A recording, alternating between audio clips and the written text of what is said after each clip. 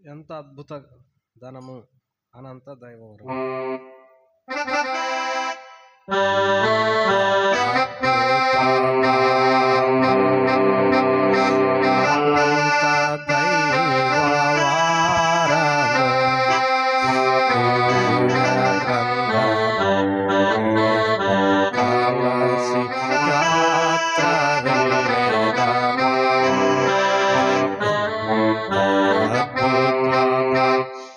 మీకు ఇది అర్థమైందా? ఈ బైబిల్ పల్లవి ఎంత అద్భుత ధనము, అనంత దైవ వరము, దివ్య గ్రంథము నేను కలిసి యాత్ర వెళ్ళేదము.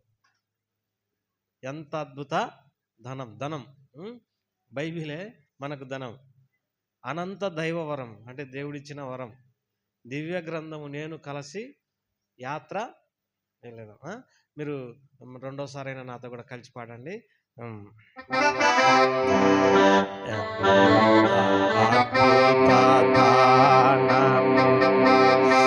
అనంత దైవ వారము, దివ్య గ్రంథము కలిసి యాత్ర వెళ్ళేదాము. మళ్ళా రెండోసారి గట్టిగా పాడదాం. చివరిగా గట్టిగా పాడదాం. అద్భుత అనంత దైవ వారము, దివ్య గ్రంథము కలిసి యాత్ర వెళ్ళేదాము. సరే, చివరి వర్తమానం విందాం. చివరి దేవుని మాటలు పాల్పంపులో పుచ్చుకుంటాం. దేవుని వాక్యంలోని చిన్న వాక్య భాగాన్ని చదువుకుంటాం. 1 కొరింథీ 11వ అధ్యాయం. 1 కొరింథీ 11వ అధ్యాయం.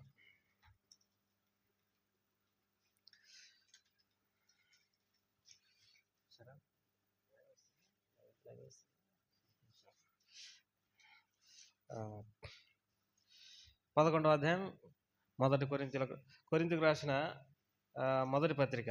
పౌలు కొరింథీలకు రాసిన మొదటి పత్రిక 11వ అధ్యాయం 23వ వచనం నుండి అందరం కలిసి చదువుకుంటాం. ఎంతవరకు అని అంటే 28 వరకు, 23 నుండి 28 వరకు. మీరు మీ బైబిల్ తెరవండి. పేజీ సంఖ్య 153వ అధ్యాయం, 153వ పేజీ, కొత్త నిబంధనలో. నేను మీకు అప్పగించిన దానిని ప్రభు వలన పొందితిని. ప్రభువైన యేసు తాను అప్పగింపబడిన రాత్రి ఒక రొట్టెను ఎత్తుకొని కృతజ్ఞతాస్తుతులు చెల్లించి దానిని విరిచి, ఇది మీ కొరకైన నా శరీరం, నన్ను జ్ఞాపకం చేసుకుంటూ దీన్ని చేయుడని చెప్పాను. ఆ ప్రకారమే భోజనమైన పిమ్మట ఆయన పాత్ర ఎత్తుకొని, ఈ పాత్ర నా రక్తం వలనైన కొత్త నిబంధన, మీరు దీనిలోనికి తాగునప్పుడల్లా నన్ను జ్ఞాపకం చేసుకుంటూ దీనిని చేయుడని చెప్పాను. మీరు ఈ రొట్టెను తిని ఈ పాత్రలోని త్రాగునప్పుడల్లా ప్రభు వచ్చు వరకు ఆయన మరణమును ప్రచురించుదురు. కాబట్టి ఎవడు అయోగ్యంగా ప్రభు యొక్క రొట్టె తినును లేక ఆయన పాత్రలోనిది తాగును, వాడు ప్రభు యొక్క శరీరం గురించి రక్తం గురించి అపరాధేగును. కాబట్టి ప్రతి మనుషుడు తాను పరీక్షించుకొనవలెనని అలాగూ చేసి ఆ రొట్టెను తిని ఆ పాత్రలోనిది తాగవలెను. ప్రభు సాయం కొరకై చిన్న ప్రార్థన చేసుకుంటాం.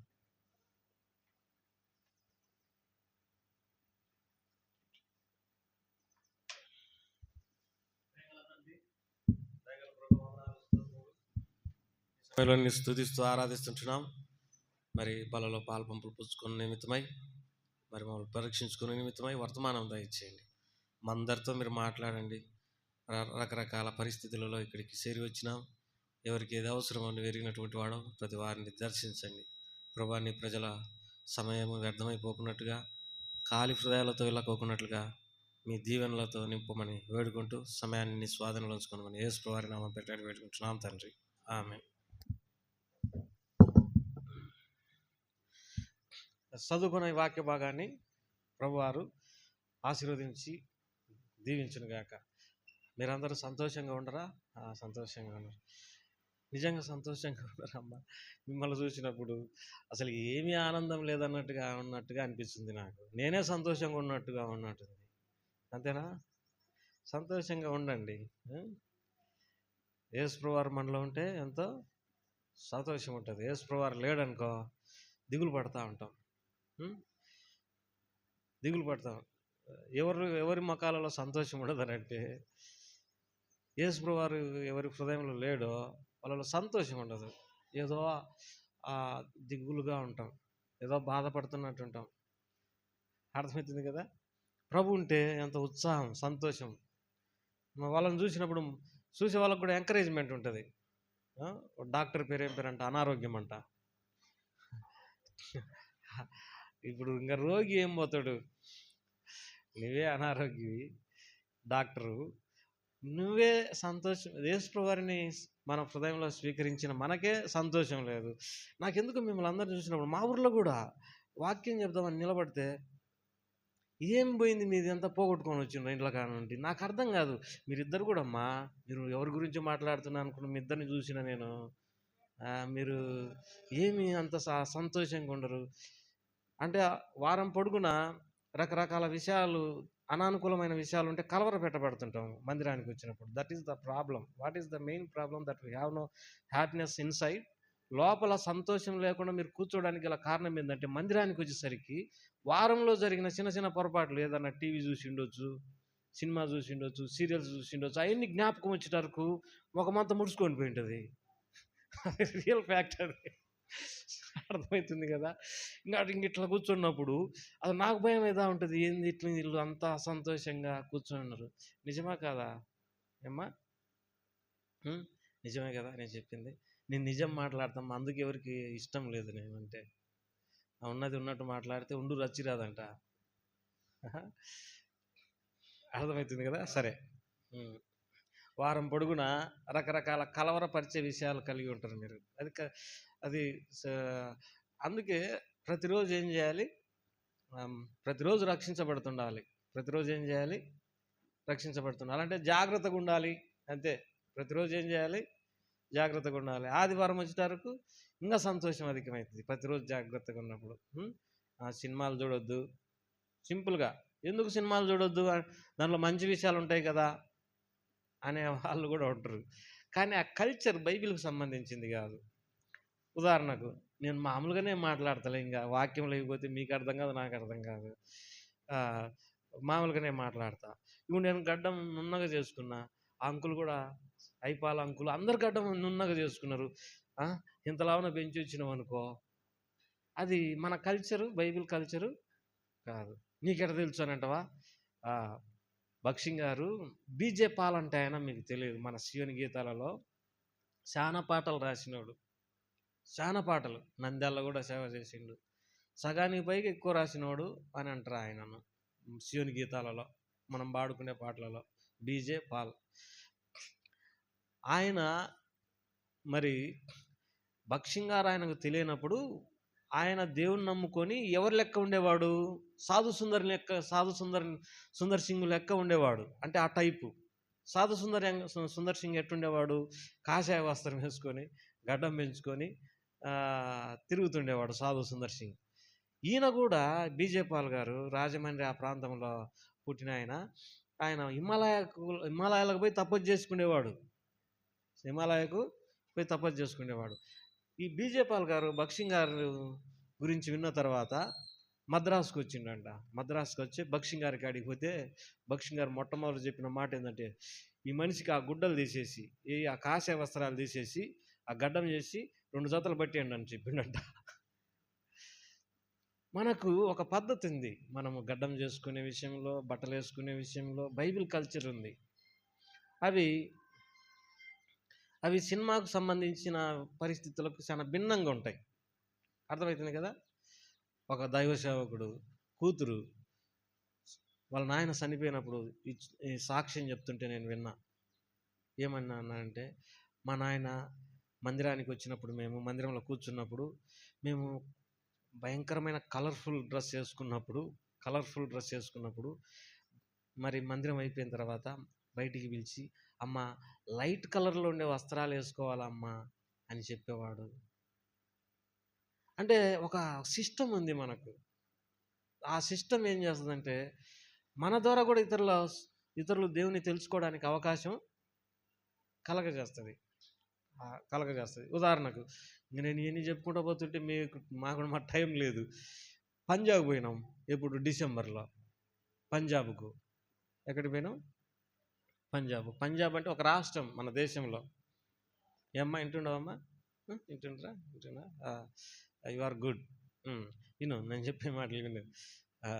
పంజాబ్ పోయిన. పంజాబ్ ఒక రాష్ట్రం, అది సాధు సుందర్ సింగ్ బక్షింగ్ గారు పుట్టినటువంటి రాష్ట్రం అది. మేము పోయిన స్థలానికి, బక్షింగ్ గారు పుట్టిన స్థలానికి 23 కిలోమీటర్ల దూరమే అది. కాకపోతే అది పాకిస్తాన్లోకి పోయింది. పోనీయరు జోయా, ఆయన ఊరి పేరు ఏం పేరు? జోయా. 1906లో పుట్టిండు.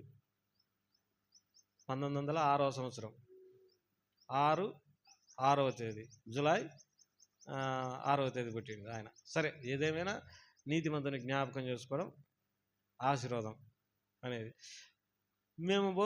నేనున్న ట్రైన్లో ఒక సిక్ ఆయన ఎక్కిండు. ఆయన ఎట్టున్నాడు? తల రుమాలు పెట్టిండు, గడ్డం పెంచిండు, కత్తి పెద్దది, డూప్లికేట్ కత్తి ఇంతది ఉంది. ఈ ట్రైన్లో కూడా పెట్టుకొసుకున్నాడు. వాళ్ళ కడెం ఉంటుంది, కత్తి ఉంటుంది, గడ్డం ఉంటుంది, తలపాగు ఉంటుంది. మీరు మందిరానికి వచ్చినోడు కూడా ఒకడు కుర్రకారోడు మీసాలు తిప్పుతున్నాడు. కుర్రకారోడు వాళ్ళకి అలవాటు మీసాలు తిప్పడం. వాళ్ళ ఇండ్ల మీద గరుడ పక్షి ఉంటుంది, అంటే గద్ద పక్షిని పెద్దది పెట్టుకుంటారు ఇండ్ల మీద. ఏంటి ఇలా సింబల్స్ అర్థం కాదా? అంటే పక్షి వల్ల మేము వేగంగా దూసుకొని పోయేవాళ్ళము. తర్వాత మిసాలు తిప్పుతున్నాం అంటే అర్థం ఏంటంటే మాకెంతో రోసం ఉంది, కత్తింది అంటే అర్థమైంది చంపుతాం అన్నట్టు, ఎవరినైనా చంపేస్తాం. యుద్ధంలో కూడా సిక్కులను ముందు పెడతారంట. కారణం ఏంటంటే వాళ్ళు ఎనుగు తిరక్కగా పోరాడేటటువంటి తత్వం వారికి ఉంది. తర్వాత వాళ్ళందరూ కూడా, మీరు నిజమైన సిక్కులను చూసే భయం అవుతుంది. వాళ్ళ ఆకారం ఎంత ఎత్తుగా, వాళ్ళ శరీర దారుఢ్యం చూసినప్పుడు భయం అవుతుంది. అందరినీ మేము చూడడానికి దేవుడు అవకాశము ఇచ్చిండు. ఆడ నాకు అనానుకూలమైన వాతావరణం ఏంటంటే, ఆడ మందిరానికి ముసలోళ్ళు సైతం పంజాబ్ డ్రెస్ వేసుకొని వచ్చిండ్రు. అది కొంత అనానుకూలం అనిపించింది నాకు. నేను చెప్పే మాటలు వినండి. వాళ్ళ కల్చర్ అది, అదేంటిది ఆ కల్చర్. అయితే అదే సిక్కు మతంలో పుట్టినటువంటి బక్షింగ్ గారు గడ్డం ఎట్టబాయా, తలపాగా ఎట్టబాయా, తర్వాత సిక్కులు వేసుకునే డ్రెస్ కూడా వేరుగుంది, ఆ డ్రెస్ ఎట్టబాయా, కత్తి ఎట్టబాయా, మరి మీసం తిప్పేది బదులు మీసాలు కూడా లేవు ఆయనకు.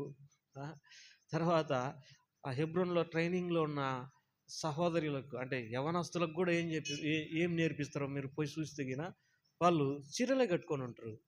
మరి ఆయన వాళ్ళ దేశంలో పంజాబీ డ్రెస్ వేసుకున్నారు కదా, మరి అది ఇక్కడ అలవాటు చేయొచ్చు కదా. కానీ బైబిల్ కల్చర్ ప్రకారం తను ఏం చేసుకున్నాడు? అలవాటు చేసుకున్నాడు. మనము రకరకాల పరిస్థితి, కొన్ని కుటుంబాలలో నేను కొన్ని కుటుంబాల గురించి కూడా ఆలోచన చేస్తా. ఒక కుటుంబంలో పుట్టినటువంటి వాళ్ళకు పూర్వం నుండి ఏం లక్షణాలు ఉంటాయో పట్టుకొస్తూ ఉంటారు. కానీ ఇప్పుడు మరి అందుకే దేవుని వాక్యంలో రాయబడింది ఏంటంటే, మీకున్న అజ్ఞానంలో ఉన్నట్టుగా ఉండక. ఆ మాట చదువుకుంటాం. కొరింథీయులకు రాసిన పత్రిక, క్షమించండి, పేతురు రాసిన పత్రిక.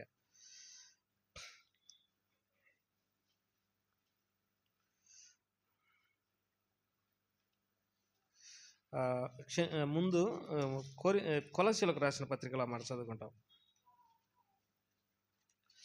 కొలస్సీయులకు రాసిన పత్రిక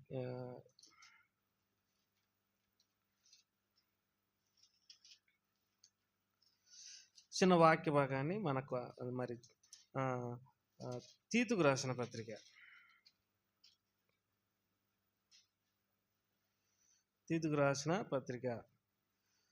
3వ అధ్యాయం 3వ వచనం నుండి. ఎందుకనగా మనం కూడా మునుపు అవిధేయులము, మోసపోయిన వారము, నానా విధములైన దురాశలకు భోగములకు దాసులమైండి, దుష్టత్వం నందు అసూయందు కాలం గడుపుచు అసహ్యులమై ఒకరినొకడు ద్వేషించుంటిమి. కానీ మన రక్షకుడైన దేవుని యొక్క దయయు మానవుల ఆయనకున్న ప్రేమయు ప్రత్యక్షమైనప్పుడు మనం నీతిని అనుసరించి చేసిన క్రియల మూలంగా కాక తన కనికరం చొప్పునే పునర్జన్మ సంబంధమైన స్నానం ద్వారా పరిశుద్ధాత్మ మనకు నూతన స్వభావం కలగజేయడం ద్వారా మనలను రక్షించును. పూర్వం మనం అవివేకులం, తర్వాత అవివేకులం, అవిధేయులం, మోసపోయినటువంటి వారిమి, నానా విధములైన దురాశలకు భోగములకు దాసులమై ఉంటాము. అయితే దుష్టత్వం నందు అసూయందు కాలం గడుపుచుంటిమి. ఇప్పుడు మారిపోయినాం, రక్షించమన్నాం. పూర్వం ఉన్నప్పుడు మరి మనం ఏం చేయకూడదు, ఇప్పుడు ఉండకూడదు. పూర్వం ఉన్నప్పుడు తెలియక, దేవుని వాక్యం తెలియక మనం ఏం చేసేవాళ్ళము, అజ్ఞానంగా నడుచుకునేటటువంటి వాళ్ళము. మరి ఇంకొక మాట కూడా దేవుని వాక్యంలో చదువుకుంటాం. చూడండి, ఎఫెసీయులకు రాసిన పత్రిక 4వ అధ్యాయం. ఎఫెసీయులకు రాసిన పత్రిక 4వ అధ్యాయం 22వ వచనం. కావున మునపటి ప్రవర్తన విషయంలోనైతే మోసకరమైన దురాశల వలన చెడిపో మీ ప్రాచీన స్వభావమును వదులుకొని మీ చిత్తవృత్తి యందు నూతనపరచబడిన వారై నీతి యథార్థమైన భక్తి గలవారై దేవుని పోలికగా సృష్టింపబడిన నవీన స్వభావమును ధరించుకొనవలెను. మనము మారిపోవాలా. వెనక కాలంలో వాక్యం తెలియనప్పుడు మన ప్రవర్తన ఒక రీతిగా ఉన్నది. ఇప్పుడు దేవుని వాక్యం మనకు ప్రత్యక్షపరచబడింది. మన పద్ధతులు ఏం కావాలా మార్చుకోవాలా. తర్వాత ఇంకొక మాట కూడా చదువుకుంటాం.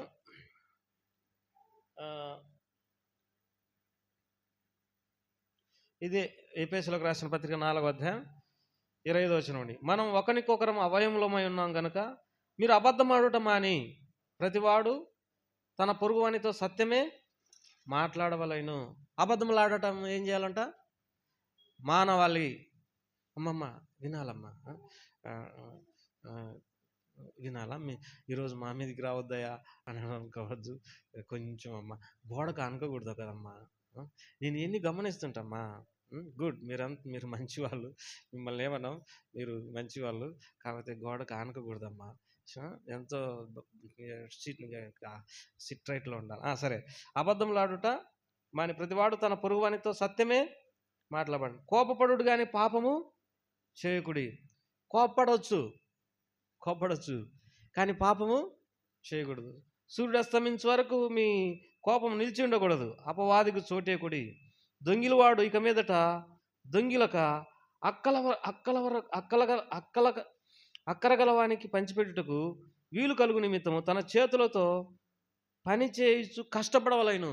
దొంగిలేవారు ఏం చేయకూడదు, దొంగతనం చేయకూడదు. ఇక్కడ కొన్ని మాటలు, అబద్ధములు ఆడరాదు.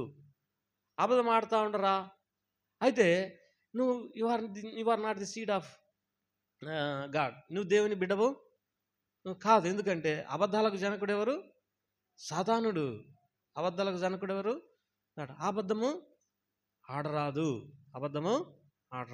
ఈ మాటకు ఆనే చేయబెట్టుకోండి. ఎఫెసీయులకు రాసిన పత్రిక ప్రకటన గ్రంథంలో ఒక మాట చదువుకుంటాం. ప్రకటన గ్రంథం 14:5 చదవండి. చదువు. వీరి నోట ఏ అబద్ధం కనబడలేదు.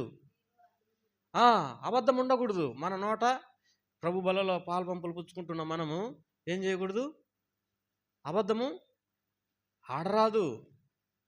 వీరి నోట ఏ అబద్ధము కనబడదు. వీరు అనిందులు, అంటే నింద లేనటువంటి వారు. ఇంకొక మాట కూడా అనే ఎఫెసీయులకు రాసిన పత్రిక కాడ సై పెట్టుకోండి. జఫన్యా గ్రంథానికి పోతాం. జఫన్యా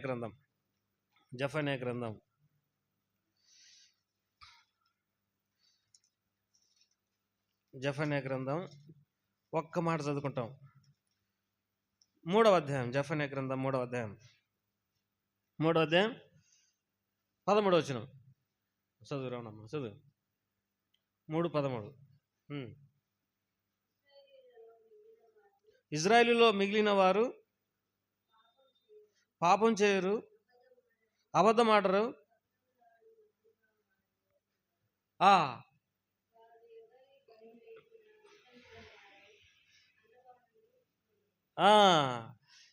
ఇక్కడ మళ్ళా చదువుదాం అక్క.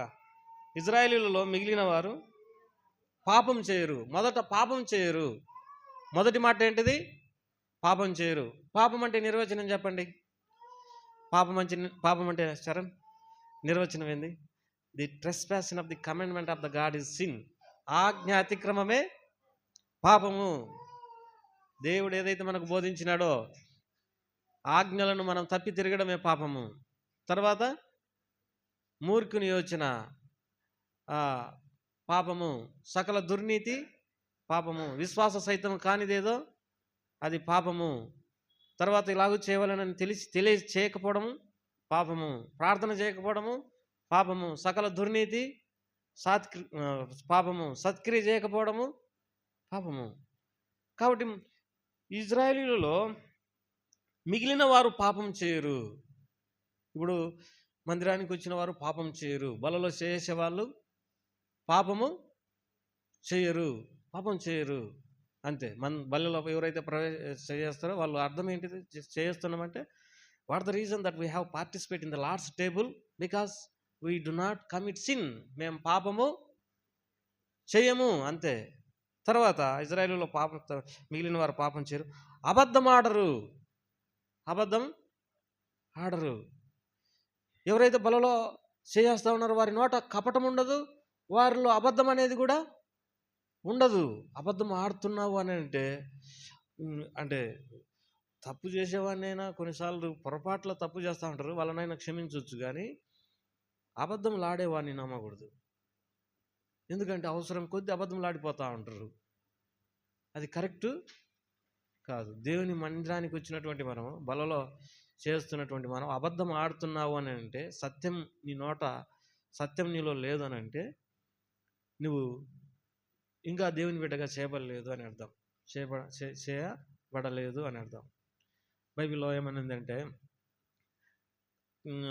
యోహాను రాసిన మొదటి పత్రికలో, నా పిల్లలు సత్యం అనుసరించి నడుచుకున్నారని వినుట కంటే సంతోషం ఇంకా ఎక్కువ ఏముంది అని అంటారు. సత్యం అనుసరించేవారు, సత్యంగా నడుచుకునేటటువంటి వారు. దేవుని వాక్యంలో ఒక మాట రాయబడింది, ఏమనింది అంటే, ఆయనను ఆరాధించేవారు ఆత్మతోను సత్యంతోను యథార్థంగా ఆరాధించాలి, అట్టి కాలం రావాలని తండ్రి కోరుకుంటున్నాడు.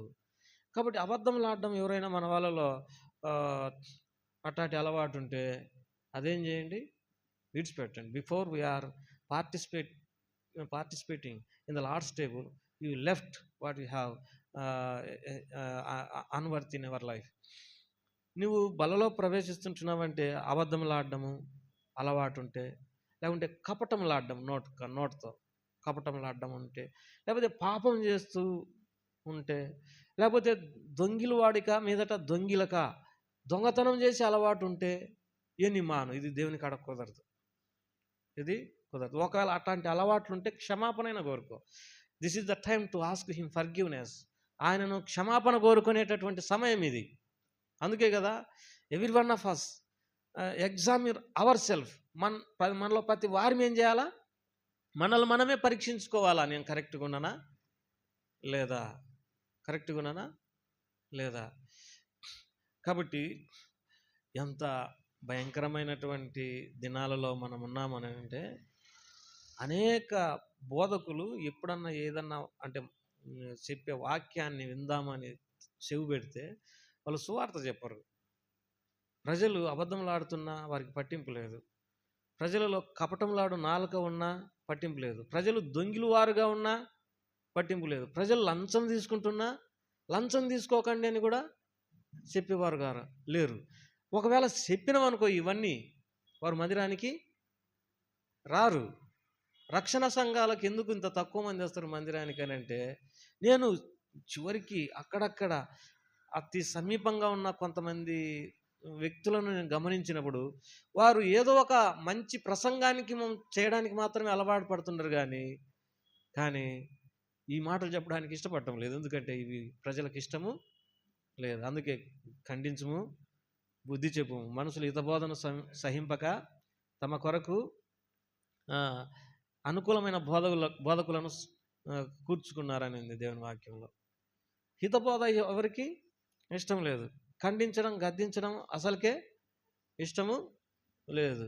దుర్ద చెవులు కలిగినటువంటి వారై కల్పనా కథల వైపు తిరిగేటటువంటి కాలం వస్తున్నదని దేవుని వాక్యంలో రాయబడింది. ఇంకా కొన్ని సంఘాలలో ఉదయం ఆరాధనకు పోయి వచ్చినాం, అసలు ఏమి విన్నాము, తర్వాత మనకి ఏమి అర్థమైందనేది ఆలోచనకు రాకుండా కార్యక్రమాన్ని నడిపేస్తూ ఉంటారు. అంత సైలెంట్గా పాటలు ఉంటాయి, వాక్యం ఉంటుంది, వాక్యం ఏం చెప్తున్నారో వాళ్ళకే అర్థం కావటం లేదు. అన్ని కార్యక్రమాలు అయిపోయింది, పోయి వచ్చిన వాళ్ళని అడిగితే మా ఆరాధనకు పోయి వచ్చినామని అంటున్నారు. కానీ ఇలాంటి వ్యక్తులు మరి అన్యులను ఏ విధంగానైనా ప్రభావితం చేయలేరు. ఇంకొక మాట చూసుకొని ముగించుకుంటాం. తర్వాత చూడండి, ఎఫెసీయులకు రాసిన పత్రికలో ఈ మాట చదువుకుంటాం. ఎఫెసీయులకు రాసిన పత్రికలో ఈ మాట చదువుకుంటాం.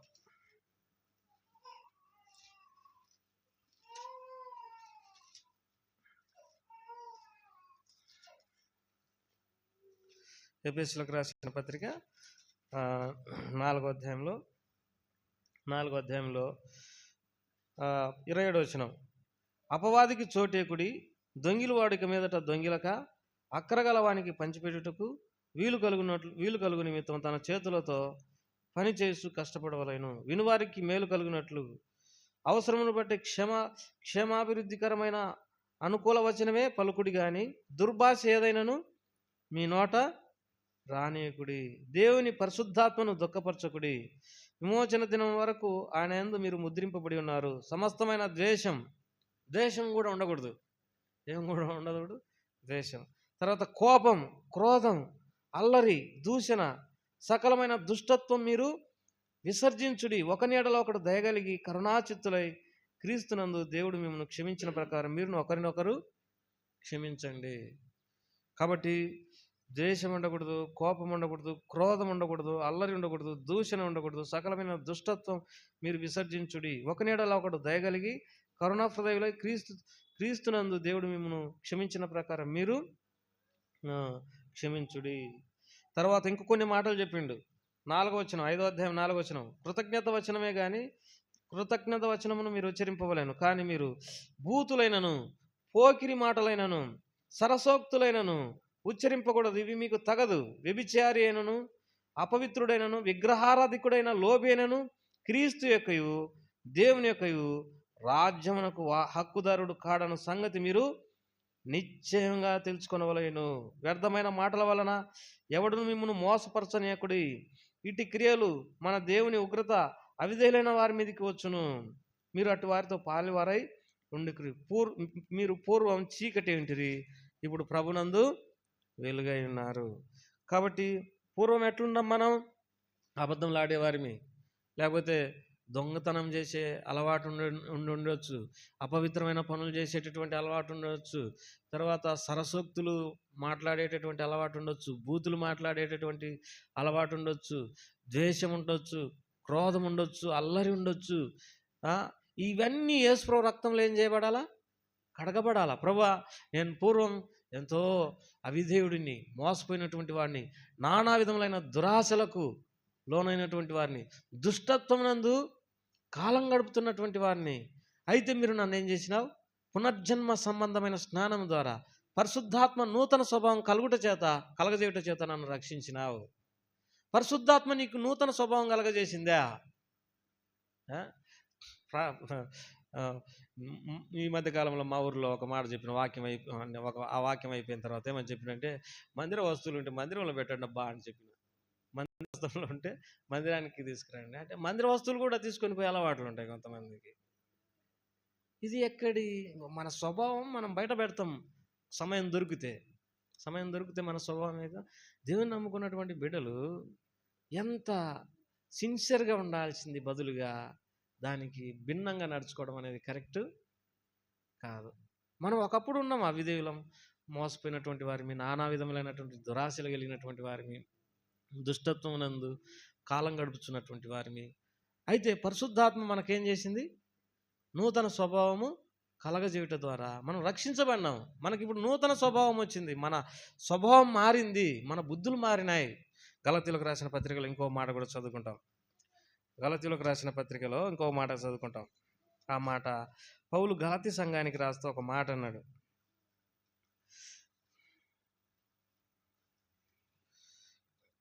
ఈ గలతీలో ఉన్న వాళ్ళు ఏం చేసేవాళ్ళు అంటే, దినాలు, మాసాలు ఆచరించేటటువంటి వారు. ఏం చేసేవారు? దినాలు, మాసాలు ఆచరించేటటువంటి వాడు. పౌలు ఏమంటాడంటే, మీకు ఇది తగదు. ఆ మాట గలతీయులకు రాసిన పత్రికలో చదువుకుంటాం. 2వ అధ్యాయం 14 వచనం. వారు సువార్త సత్యం చొప్పున క్రమంగా నడుచుకోకపోవటం నేను చూసినప్పుడు అందరి ఎదుట కేఫాతో నేను చెప్పినదేమనగా, నీవు యూదుడు అయ్యుండి యూదుల వలె కాక అన్యజనుల వలె ప్రవర్తించుండగా అన్యజనులు యూదుల వలె ప్రవర్తింపవలనని ఎందుకు బలవంత చేర్చున్నావు? మనం జన్మం వలన యూదులమే కానీ అన్యజనుల్లో చేరిన పాపలము కాదు. కాబట్టి ఇక్కడ ఈ గలతీలో ఉన్నటువంటి ప్రజలు ఏం చేసేవాళ్ళనంటే దినాలు మాసాలు అనుసరించేటటువంటి వాళ్ళు.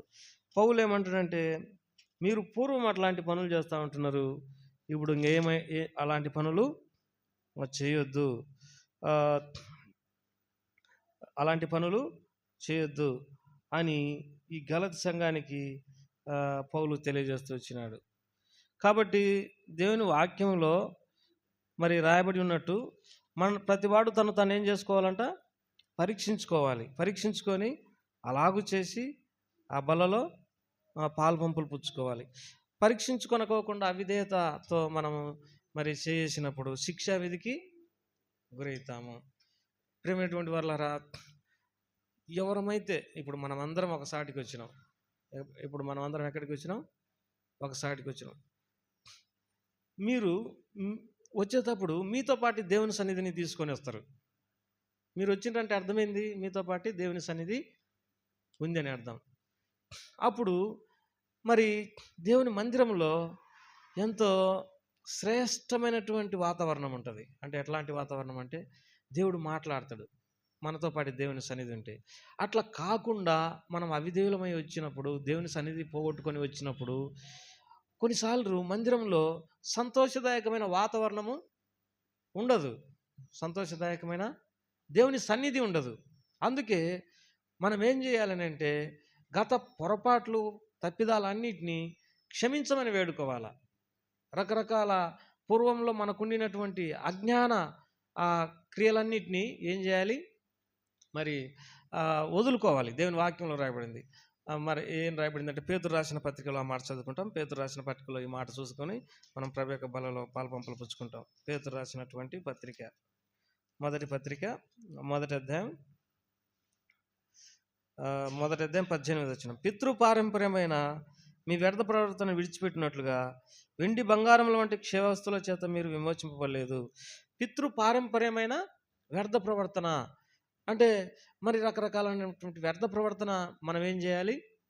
విడిచిపెట్టాలా. ప్రభా, నీ రక్తంతో నన్ను కడుగు, నా తలంపుల ద్వారా వచ్చిన అపవిత్రత, నా చూపుల ద్వారా వచ్చినటువంటి అపవిత్రత, నా మాటల ద్వారా వచ్చినటువంటి అపవిత్రత, నా జీవితంలో నీ వాక్యానికి విరుద్ధంగా నడిచి తెచ్చుకున్నటువంటి అపవిత్రతను అంతటి నేను చేయి, నీ శిలువ రక్తంతో కడుగు ప్రభా, నన్ను క్షమించు ప్రభా. నేను ఇప్పుడు ఎవరి దగ్గర దేవుని సన్నిధి ఉంటుందంటే, ఎవరైతే ఆయనను పోగొట్టుకోకుండా వస్తారో మందిరానికి, వారి దగ్గర దేవుని సన్నిధి ఉంటుంది.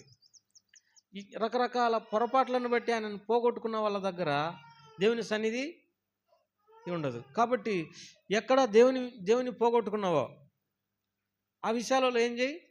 క్షమాపణ కోరు. అజ్ఞాన దశలో ఉన్నటువంటి కోపము, క్రోధము, అల్లరి, దూషణ మాటలు, తర్వాత అపవిత్రత, విగ్రహారాధన, లేకపోతే జారత్వము, లేకపోతే పాపము, అబద్ధము, తర్వాత కపటంగలం నోరు, తర్వాత వీటన్నిటి విషయంలో ఏం చేయి? క్షమాపణ కోరుకో. మందిరానికి వచ్చిన దానికంటే సంతోషం నీలో మార్పు ఉన్నప్పుడే సంతోషం ఉంటుంది. ఎక్కడికైనా ఒకవేళ అబ్రాహ్మణ్ ఇరిగేషన్ డిపార్ట్మెంట్లో పనిచేస్తాడు. ఒకసారి ఆడ ఇద్దరు సిస్టర్స్, అంటే మనం సిస్టర్స్ వాళ్ళని కూడా సిస్టర్స్ అనకూడదు, స్త్రీల సహోదరులు, సరే అందంలే, సంఘంలో చేరిన వాళ్ళను, ఆయన రక్తంతో కడగబడిన వాళ్ళని మనం ఏమంటాం? సిస్టర్స్ అంటాం. అంతే. ప్రతి వాళ్ళని మనం సిస్టర్స్ అనకూడదు. సరే, మంచిదే, మండంలో తప్పేం లేదులే. ఒక ఆమె పేరు రామాంజలక్క, ఇంకొక సాదాక్కునక్క. నేను వాళ్ళ ముందర అబ్రహ్మణ గురించి అడిగిన, అబ్రహ్మణ మంచోడ కాదా అని అడిగిన. ఇప్పుడు ఆ డ్యూటీ చేస్తున్నాడు, నీ క్యారెక్టర్ ఏంది ఆడ? వాళ్ళు మంచోడు అన్నా అని చెప్పిండు. చాలా సంతోషం అనిపించింది. మేము కూడా పరిశీలన చేస్తుంటాం కదా, ఎంత సంతోషం. నీవు డ్యూటీ చేసే కాడ, నువ్వు పనులకు పోయిన కాడ, నీ ప్రవర్తన ప్రభుకు మహిమకరంగా ఉందా?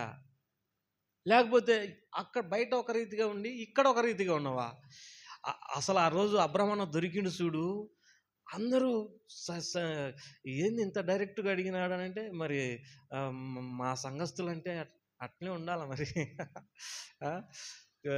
ఈశ్వరయ్య గారు కూడా అదే డిపార్ట్మెంట్లో పనిచేసిండు. ఈశ్వరయ్య గారు ఆయనను కూడా అడిగిన, ఆయన గురించి ఒక బ్రాహ్మణుడు ఏమన్నాడో తెలుసునా? ఒక బ్రాహ్మణుడు అంటే ఆయన కంటే పెద్ద అధికారి నాతో అన్నాడు, ఏమన్నాడంటే, ఈశ్వరయ్యకు నువ్వన్నా చెప్పయా, ఎవరన్నా ఇచ్చే తీసుకోమంటే తీసుకోడు, ఎవరన్నా లంచం ఇచ్చే తీసుకోమన్నా కానీ తీసుకోడయా, నువ్వన్నా చెప్పాయా అన్నాడు. నేను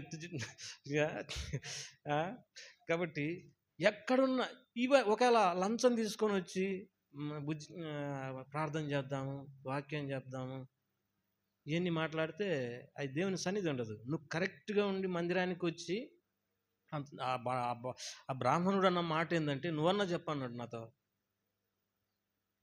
నువ్వన్నా ఆయనకు చెప్పు తీసుకోమంటే తీసుకోడని. ఈ రోజులలో 10-100 రూపాయలు ఇచ్చామంటే ఎవరన్నా పోగొట్టుకుంటారు. అందులో ఆడ వేల రూపాయల కాంట్రాక్టులు ఉంటాయి. ఈశ్వరయ్య గారు ఏమన్నాడో తెలుసిన? ఈశ్వరయ్య గారు, నేను తీసుకొని ఉంటే పెద్ద బిల్డింగ్ వేసుకునేటువంటి గిద్దలూరులో అన్నాడు. ఈ రోజు వరకు ఇల్లు లేకుండా ఉన్నాను, పెద్ద బిల్డింగ్ వేసుకొని అని అన్నాడు. ఉన్న జీతంతో బతుకుతూ వచ్చిండు, న్యాయంగా బతుకుతూ వచ్చిండు. అందుకే యోహాను ఏమంటాడంటే, నా పిల్లలు సత్యం అనుసరించి నడుచుకొనిచున్నారని వినుట కంటే అధికమైన సంతోషం నాకు లేదు. మీరు బయటికి పోతారు, పలానా ఎట్లాంటి పలానా ఆయన అట్టాటోడు, వీళ్ళు ఉద్యోగాలలో కరెక్ట్గా ఉన్నారా, పనుల కాడ కరెక్ట్గా ఉన్నారా, ఇండ్ల కాడ కరెక్ట్గా ఉన్నారా?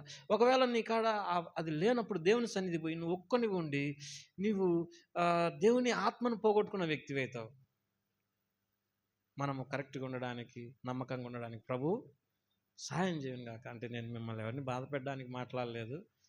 ఏమైనా చిన్న పొరపాట్లు, కోపం ఉంటే, అసూయ ఉంటే, పక్షపాతం ఉంటే, ద్వేషం ఉంటే, లేకపోతే పరిశుద్ధాత్మ నీకు నూతన స్వభావం ధరింపజేయకపోయి ఉంటే, లేకపోతే సినిమాలు ఏమన్నా చూస్తుండేవేమో, అవి మనకు సంబంధించినవి కాదు, ఆ పాటల వలన లాభం లేదు, ఆ మాటల వలన లాభం లేదు. సీరియల్స్ ఏమన్నా చూస్తూ ఉంటే ఎందుకు అడగకూడదు, ప్రభా వాటి వలన నాకేమి లాభము లేదు, నీ వాక్యం కంటే, నీ సన్నిధి కంటే, నీ స్వరం వినుట కంటే నాకు శ్రేష్టమైనది ఏది లేదు, నన్ను క్షమించమని చిన్న మాట అడుగుదాం. పొరపాటు ఇప్పుడు we are all not perfect in all things, మనం అందరం పరిపూర్ణులమేమి కాదు. ఎందుకు క్షమాపణ కోరుకోకూడదు? నీ రక్తంతో కడుగు, నా బుద్ధిహీనతను క్షమించు. ఇప్పటాలమంటే బైబిల్ చదువుకుంటా, కొన్నిసార్లు ఏమన్నా బైబిల్ చదువుకున్నారా ఒక్కసారైనా అని అడిగితే ఎన్ని విషయాలైనా మాట్లాడగలరు, కానీ బైబిల్లో కొన్ని సంగతులు కూడా తెలియదు. కారణం ఏంటంటే అంత పూర్నెస్, అంత పేదరికం అనేది ఎందుకు వచ్చింది నీకు అని అంటే, దేవుని వాక్యం పట్ల నీకు ఆశ లేదు, ఆకలి లేదు. ఇవన్నీ వేరే విషయాలు ఉన్నాయి కాబట్టి. మా ఇంట్లో ఒక ఆయన ఉన్నాడు, భయంకరంగా లోకంలో ఉన్నాడు. లేకపోతే ఒకరు కాదు, ఇద్దరు కాదు, ఒకరు, ముగ్గురు, నలుగురు ఉండరులే, చెప్పకూడదు. వాళ్ళు లోకంలో తిరగడం వల్ల నీకేం నష్టమని నన్ను అడగవచ్చు. ఇప్పుడు నేను రక్షించబడినా కాబట్టి ఆయన సేవకు ఉపయోగపడతా ఉండా. ఏ దైవ సేవకుడు వచ్చి నా వలన సంతోషపడతాడు. గిద్దలూరికి వచ్చినట్టు ఫోన్ చేస్తాడు, జీ ఏడుండవు అని. అది ఇంకొకరికి ఫోన్ చేయగలడు ఆ వ్యక్తి? నేను రక్షించబడినా కాబట్టి దేవుని సేవను జరిగిస్తూ ఉండా, లేకపోతే నా బలము, శక్తి, జ్ఞానం దేవునికి ఉపయోగిస్తుండా. మీరు రక్షించబడకపోతే, మీరు మీ హృదయం దేవునికి ఇవ్వకపోతే ఎవరు సేవ చేస్తున్నట్టు? సైతాను సేవ చేస్తున్నట్టు. సైతాను వాడు మహిమ పొందా. మిమ్మల్ని మేము ఎందుకు బయటికి రమ్మంటున్నామంటే, మీ వలన దేవునికి మహిమ లేకపోగా నీ శక్తి, నీ బలము, నీ డబ్బు, నీ జ్ఞానం అంతా సైతాన్ ఏం చేసుకున్నాడు? తన సేవకై ఉపయోగించుకుంటున్నాడు. తన బిడ్డగా ఉంచుకొని దేవుని సేవలోకి రాకుండా చేస్తూ ఉన్నాడు. సమయాలన్నా చెప్పేవాడు, వాళ్ళ ఆ తల్లిగారు ప్రార్థన చేస్తుందంట, ప్రభా నా తర్వాత నిన్ను ఎవరు ఆరాధిస్తారు ప్రభా, మా ఇంట్లో రక్షించు ప్రభా. నేను ఆరాధన చేసిన వీళ్ళు రక్షించబడకపోతే నా తర్వాత నిన్ను ఆరాధించేవారు లేరు. కాబట్టి ఇప్పుడు నేను 16 ఏట రక్షించబడినా, 16 ఏట, ఇప్పటికి రక్షించబడి కూడా చాలా సంవత్సరాలు అయింది. అప్పటి నుండి దేవుని సేవ ఉన్నా, దేవుని ప్రజలకు, దేవునికి ఉపయోగపడతా ఉన్నా. మనము దేవుడు వాడుకోవడానికి అనుకూలంగా ఉండాలంటే నువ్వు రక్షించబడాలా. ఆయన సాతాను చేతిలో నువ్వేం చేయాలా? బయటికి రావాలి. ప్రభా నన్ను కనికరించని. కాబట్టి మీరు రక్షించబడాలి అనేది మా ఆశ. మీరు రక్షించబడి ఇప్పుడు నేను ఊరికే ఈ ఒక్క మాట చెప్పి ముగించేస్తా. చూడండి, ప్రారంభంలో ఇక్కడికి వచ్చినప్పుడు చాలా కష్టంగా ఉండేది. చాలా కష్టంగా ఉండేది. మనుషులు ఎవరు సరైన రీతిగా స్పందించేవారు గారు. అంటే సాపలు వేసేవారు ఉండరు, కసులు కొట్టేవాళ్ళు ఉండరు, తర్వాత నీళ్ళు ఉండవు మందిరంలో. తర్వాత అంతా ప్రెజర్ అంతా నా మీద పడేది. ఇప్పుడు ఆ ప్రెజర్ అనేది లేకుండా పోయింది. ఎందుకనంటే ఎవరి పని వాళ్ళు చేసుకుంటా ఉండరు, ఎవరి పని వారు చేసుకుంటా ఉండరు, ఎవరి డ్యూటీ వాళ్ళు వాళ్ళ పని చేసుకుంటా ఉన్నప్పుడు నాకెంతో సంతోషం అనిపిస్తుంది. నేను బయట పని చేసుకుంటా, నేనేం చేయగలను? బయట పని అంటే బయట స్వార్థ చేసుకోగలను, ఎవరినైనా విజిటింగ్ చేయగలను. తర్వాత నాకంటే వాక్యం మంచిగా చెప్పే సోదరులు ఉన్నారు. నాకంటే కూడా వాళ్ళు ఏం చేస్తారు? ఎక్కువ వాక్యం చెప్తారు. మీరు ఈ ఒక్క మాట చెప్పి ముగించేస్తా. నేను మా ఊర్లో సేవ చేసేటప్పుడు దేవుణ్ణి ఏమని అడిగితే సాయంత్రం వర్తమానం ఎవరు చెప్పాలి అని అడిగిన. అంటే నాకేమన్నా వర్తమానం ఉందో అని అడిగితే నాకు లేదు వర్తమానం, నేను కాదు, 4-5 ఉన్నారు. ఇంకొక ఆయన అంటే ఇంకొక ఆయన కూడా కాదన్నాడు, ఇంకొక ఆయన అంటే ఇంకొక ఆయన కూడా కాదన్నాడు, ఇంకొక ఆయన నత్తి ఆయన చెప్తే ప్రజలు వినరు. ఆయన దేవుడు ఏమన్నాడంటే ఆయన వర్తమానం చెప్పాలి అని అన్నాడు. నేను చెప్పిన, ఈరోజు వర్తమానం నీదే, మరి ఎక్కువసేపు చెప్తాడు, అర్ధగంట కంటే ఎక్కువ చెప్పొద్దు అని చెప్పిన. ఆ రోజు నత్తి లేదేమి లేదు.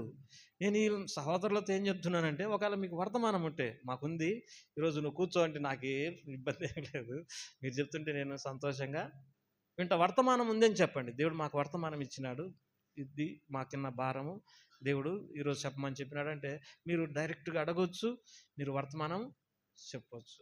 ప్రభు రీతిగా సహాయపడిన కాక మనల్ని మనం పరీక్షించుకొని ప్రయోగ బలలో చేద్దాం. దయచేసి మోకరించండి.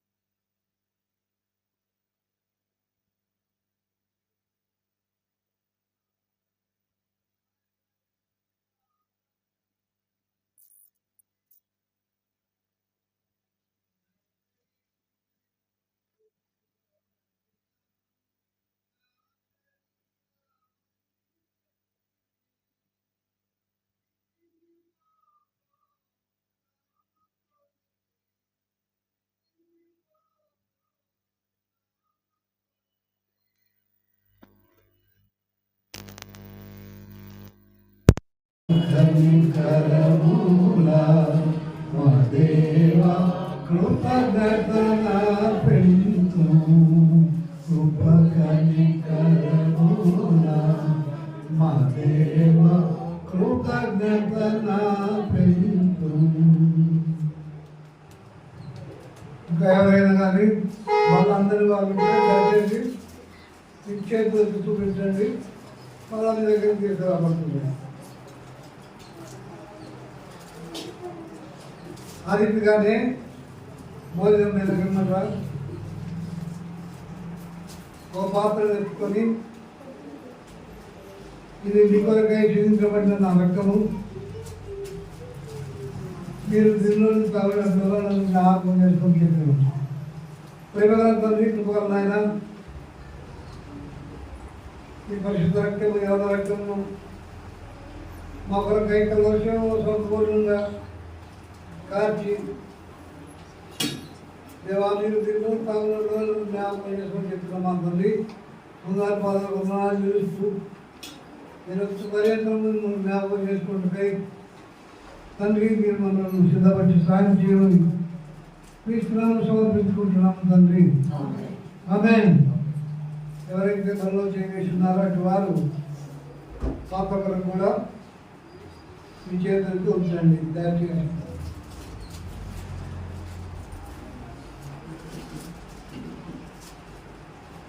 పాత్ర దగ్గరికి వచ్చినప్పుడు ఆ పాత్ర నుంచి ఒక చుక్క తీసుకొని ఇద్దరికి అందించండి.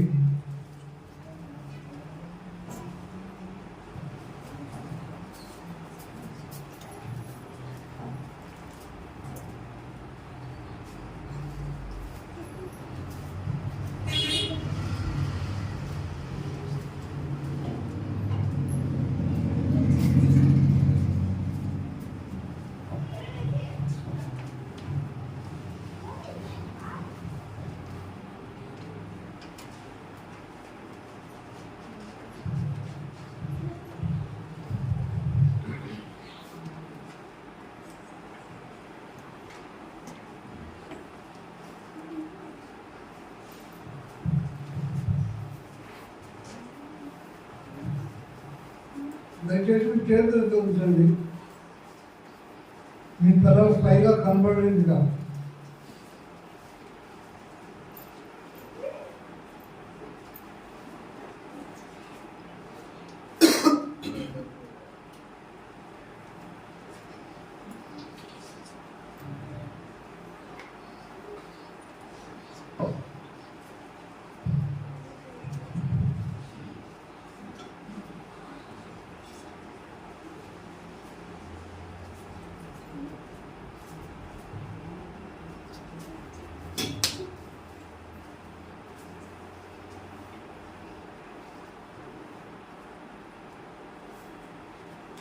ఇంకా ఎవరైనా పాత్ర అందిన వారు చేతులు చూపించండి.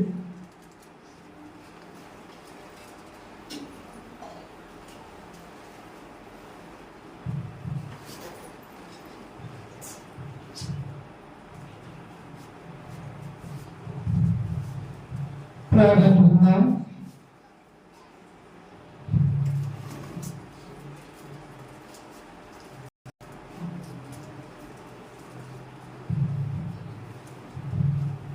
ప్రేమగా మా ప్రేమలో ఉంటుంది. ఆయన ప్రదర్శకాలు గారికి మమ్మల్ని కాదు కాపాడి వాళ్ళకు వర్తమానం మేము అవసరం పొందిన దయచేసి ఇక మీ శరీరం లేకుండా కూడా మాకు వారం నుంచి చిన్న బలం చేసి వారిలో నరక్షితమైన ప్రభావ ప్రవేశించే దైవాన్ని అందించండి. మరొక సమయం అందండి. మరియు కార్యం చేయండి. తండ్రి నా ప్రభావం ఎవరైనా రక్షణ లేక మీరు పనులకి మీలో క్రియలో వారికి మీరు అనుభవం దయచేయండి. రక్షింపబడి వారి బాబును కూడా తీసుకుని సాయం చేయండి. ఇదిగా చెల్లించిన మా పిల్లలందరి కొరకే ప్రారంభించారు. చెల్లించిన ప్రభావం ఎవరైనా ఆరోగ్యం స్వస్థలు ఉంటే మొత్తం నా ప్రభావం వారంతా చూసి స్వస్థమైన ఆరోగ్యం దయచేయండి. సంఘటనలో ఎవరైనా తండ్రి ఒక అవసరం ఉంటుందో ప్రవచనంలో వల్ల సాయం చేయండి. ఎవరి పిల్లలు విద్యను అన్వేషించి ఉద్యోగంలో నేర్చుకుంటున్నారు. ఉద్యోగం దయచేయండి. చేసే కూడా భావిస్తున్నాం దేవా. మంచి పెరుగు జ్ఞానం ఉద్యోగం దయచేయండి. రక్షణ ప్రభావాల నుండి మీ నామం గుర్తరిగి మీతో భయపడగలిగి ఆత్మీయంగా బిడ్డల వారి నుంచి భాగంగా పరిచయం మాత్రం దయచేయండి. దాని వలన ఆలోచించుకుంటున్నాను. మరి ముఖ్యంగా దేశం మీద దేశ నాయకుల కొరకు ప్రార్థిస్తున్నాను, అధికారుల కొరకు ప్రార్థిస్తున్నాను. రక్షకాలను తండ్రి దేశంలో ప్రబలినటువంటి అరాచకులను పాసాన్ని అనుకుంటున్నాను. నేను తండ్రి సాయం చేయండి. నామను తండ్రి ప్రకటిస్తున్నటువంటి దాసులు సేవకులు మీరు ఇబ్బందుల్లో ఉంటున్నారు, కష్టంలో బాధలు ఉంటున్నారు. బిడ్డలు తండ్రి మీరు ధైర్యం భరించండి, మీరు వారికి తోడుగా ఉండండి. మీరు తండ్రి ప్రేమ గల ఆయన చంద్రమిశ్వరులు అగ్నిలో వేయబడినప్పుడు దేవా మీరు నాలుగో వాడిగా ఉండి మీరు సంరక్షించిన విధానానికి వందనాలు. పూర్తిగా మా ప్రభా మా తండ్రి దేవా నువ్వు మా దేవుడు మా రక్షకులు కాపాడేవాడవని ధైర్యంగా ముందుకు మీకు ముసలుకుంటున్నాం. ఇందుగా ఈ దినం తండ్రి నా ప్రభు దేవ పిలిచిన వాళ్ళ వాక్య బాధపడుతున్నాను. మా గొప్ప దేవుడు మీరే తండ్రి. నా ప్రభు దేవతలను విడవలు మీరే శ్రేష్ఠులు, మీరే తండ్రి. నా తండ్రి నా ప్రభు అనుకరించి సాయం చేయండి. ఇక ప్రేమలో తండ్రి ఆవిడ అవును తండ్రి నీ పిల్లలను ఏం చేస్తూ బాధిస్తూ ముసగలను పాడు చేస్తూ నా ప్రభావ దేవా అల్లకొలను చేస్తున్నప్పుడు ఈ దాసుని నిర్సంధించి నమస్కృత మార్గంలో దాన్ని బట్టి దేవాల తండ్రి సభలు బౌలుగా మార్చి దాసులుగా కొరముగా మీరు వాడుకునే దాన్ని బట్టి నాలుగు ఇంటిగా అధికారులు ప్రభుత్వాల కొరకు ప్రారంభిస్తున్నాను. తల్లి చూస్తూ ఊరుకుంటున్నారు, ఇంకనూ ప్రోత్సహిస్తున్నారు, శత్రువులకు బలం ఇస్తున్నారు. ప్రభావ తల్లి కనిపించి సాయం చేయండి. ఏమో ఎక్కడ మీ పంచర్ విషయంలో ఆటకులు అడ్డంకులు ఎదురవుతున్నాయో ప్రతి స్థలంలో మీరు ఉండండి. ప్రభావ నరక్షక మీకు విరోధంగా ఏ ఆయుధంలో పనిచేయదని విషయకాలంలో సాధించే రీతిగా విరోధంగా మరి ఏ ప్రభుత్వము ఏ మానవుడు ఏ అధికారి ఇవ్వలేదు కనుక మీరు తండ్రి కృపతో వారిని దయతో మన్నించి వారితో మీరు మాట్లాడాలని ప్రభావం ఇంకేం తెలుసుకోబెట్టుకుంటాను, సాయం చేయండి. ఇంతగా తండ్రి ఇచ్చిన మందిరం బట్టి కూడా వందనాలు చేసుకుంటున్నాను. సంఘం కొరకు ప్రార్థిస్తున్నాను. మనమంతా భయపడము. రాజు ఇచ్చినప్పుడు దేవుడికి మీ తండ్రికి ఇష్టమైనది సాధించిన వ్యక్తిగా అప్పుడు తండ్రి మీ వైపు చూసుకుంటున్నాను. కార్యక్రమం దాన్ని కోరుకుంటున్నాం. సంఘం దీవించండి. మీ పిల్లలు సకాలంగా ఆత్మతోనూ సత్యంతోనూ మీ ఇంటికి వచ్చి మా ఆరోగ్య వారిగా చేసుకుంటున్నాం. సాయం చేయాలి. ఇంకా తండ్రి నా ప్రభావ దేవా దయచేసుకోండి. పిల్లలు మేము లోకంలో వెళ్తుంటున్నాం. కనికరించండి, సాయం చేయండి. మీరు మాకు తోడుగా ఉండండి. తండ్రి ప్రేమ ఆయన కార్యాలు శివభవన్లో వేసినప్పుడు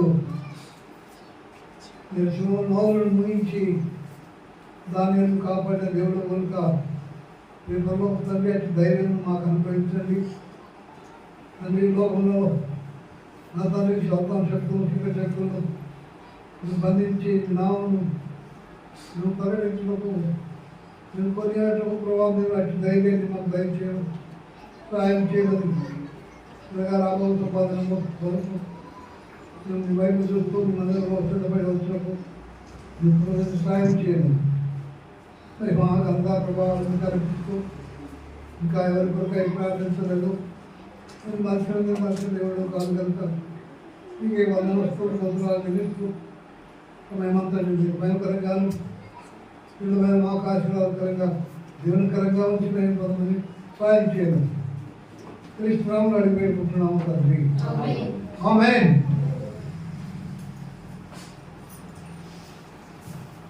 దయచేసి కూర్చోనండి.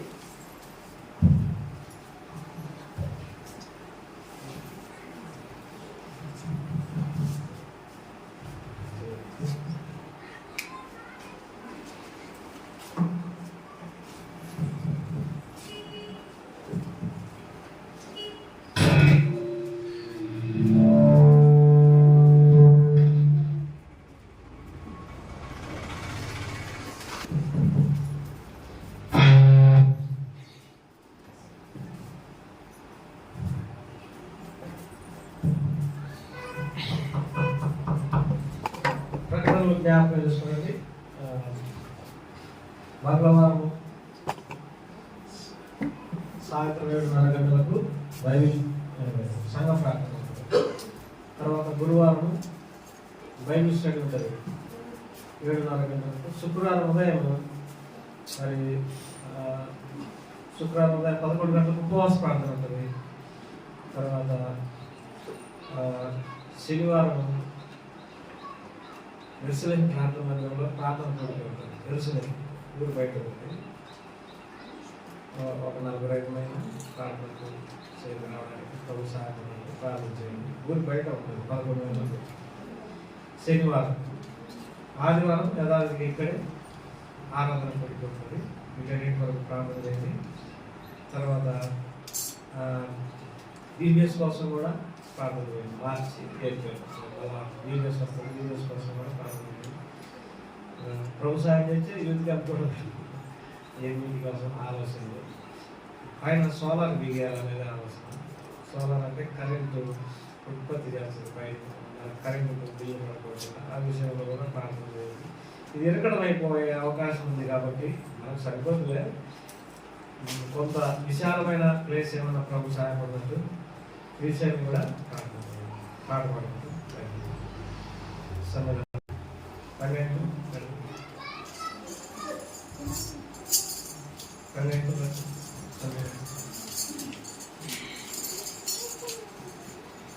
12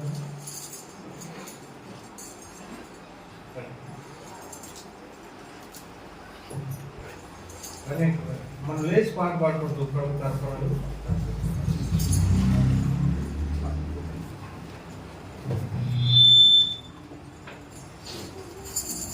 పాట సంఖ్య వరుస క్రమంలో వెనక నుండి రండి. మరి వరుసలలో నిలబడుకోనండి. మనం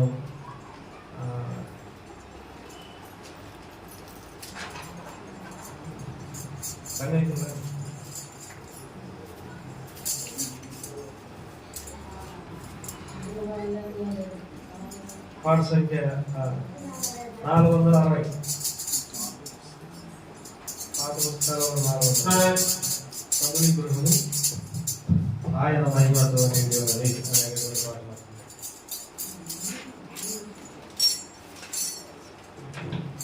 కొత్త పుస్తకంలో 463. కొత్త పుస్తకంలో 463.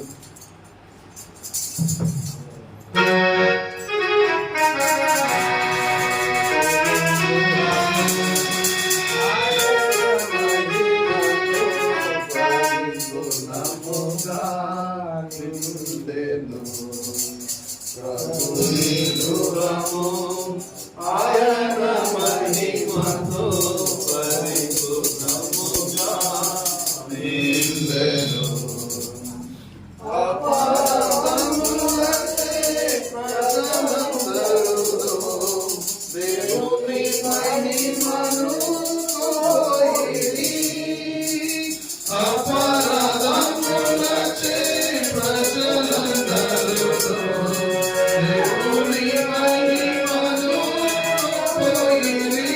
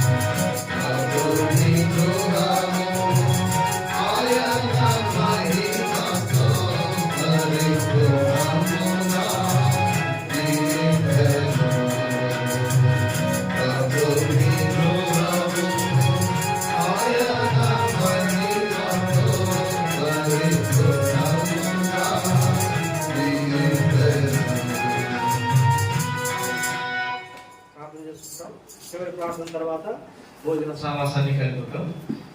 చివరి ప్రార్థన తర్వాత భోజన సమాసాన్ని ప్రేమ తండ్రి దైవ ప్రభావిత ఇంతవరకు మీ సంఘానంలో మీరు వాళ్ళ ఇంటికి సమకూర్చిన స్తోత్రం ఆ స్థలాల్లో వచ్చిన పిల్లలందరినీ జ్ఞాపకం చేసుకోండి.